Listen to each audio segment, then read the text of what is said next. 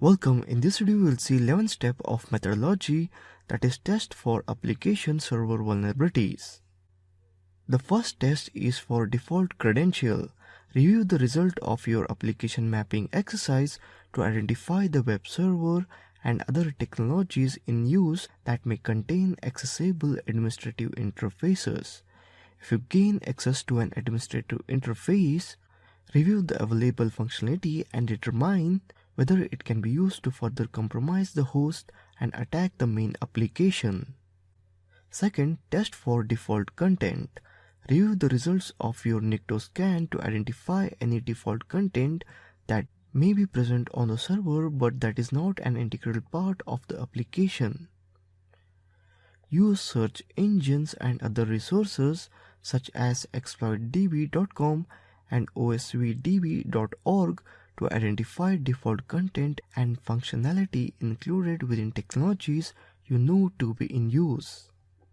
Third, test for dangerous HTTP methods. Use the options method to list the HTTP methods that the server states are available. Note that different methods may be enabled in different directories. You can perform a vulnerability scan in Paros to perform this check.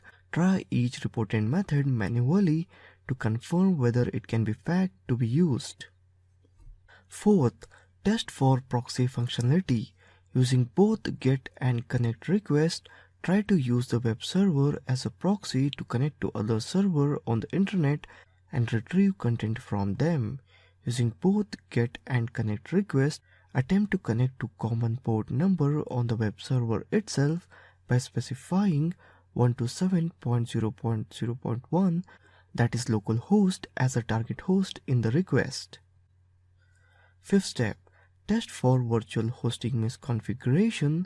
Submit GET request to the root directory using the following, that is correct host header, a bogus host header, the server's IP address in the host header, no host header, and use HTTP 1.0 only. Nikto scan using vhost option to identify any default content that may have been overlooked during initial application mapping. Sixth step, test for web server software bug. Review resources such as security focus, bug track, and full disclosure to find details of any recently discovered vulnerabilities that may have not been fixed on your target. If the application was developed by a third party, investigate whether it ships with its own web server. If it does, investigate this for any vulnerabilities. Be aware that in this case the server standard banner may have been modified. Seventh and the last step in test for application server vulnerabilities, that is test for web application firewalling. For all fuzzing strings and requests, use payload string that are unlikely to exist in a standard signature database. Although giving example of this is by definition impossible, avoid using /etc password or Windows System32 config SAM as a payload for file retrieval. Also avoid using terms such as script in an XSS attack and using alert or XSS as XSS payloads.